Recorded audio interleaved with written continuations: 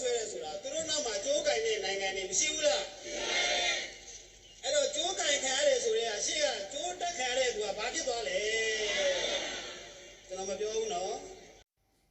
စစ်တပ်ထောက်ခံမဘာသာတွေဟာဂမ်ဘီယာနိုင်ငံကိုဒရိတ်ဆန်နေနဲ့ခိုင်းနှိုင်းပြောဆိုခဲ့ကြပါတယ်။နိုင်ငံတကာတရားရုံး ICJ မှာတွားရောက်နေတဲ့မြန်မာကိုယ်စားလှယ်အဖွဲ့ရဲ့ခြေပချက်ထောက်ခံပွဲဆိုပြီးရိုဟင်ဂျာစန့်ကျင်သူတွေဟာဇန်နဝါရီလ29ရက်နေ့မှာကျင်းပခဲ့ကြတာပါ။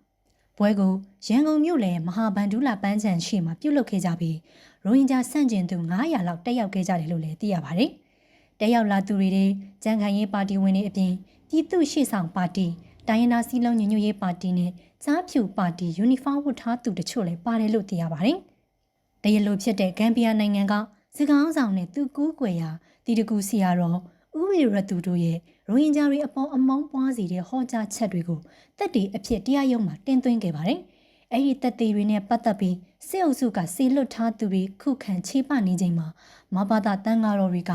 အခုလိုစုဝေးဟောပြောပွဲကိုလှုပ်ဆောင်ခဲ့ကြတာပါ။ ICJ မှာတင်သွင်းတဲ့အတီတကူစီယာတော်နဲ့ဥဝီရသူတို့ရဲ့ဟောပြောချက်တွေဟာအရှိကိုအရှိတိုင်းဟောထားတာလို့မြို့ချစ်မြန်မာရဟန်းတော်များတက်မကရန်ကုန်အတွင်းရေးမှူးဦးသူစိတ်တာကထောက်ခံပြောဆိုပါတယ်။ဒါအပြင်အမျိုးသားရေးတက်ကြွလှုပ်ရှားသူဦးဝင်းကိုကိုလက်ကလည်းဂမ်ဘီယာနိုင်ငံကိုကံဖလားလို့လောင်ပြောင်ပြောဆိုခဲ့တယ်လို့ဒရိတ်ဆန်နေနဲ့လည်းခိုင်းနှိုင်းပြောဆိုခဲ့တာပဲဖြစ်ပါတယ်။ ဂမ်ဘီယာလားဂမ်ဖလားလားတော့မသိဘူးပေါ့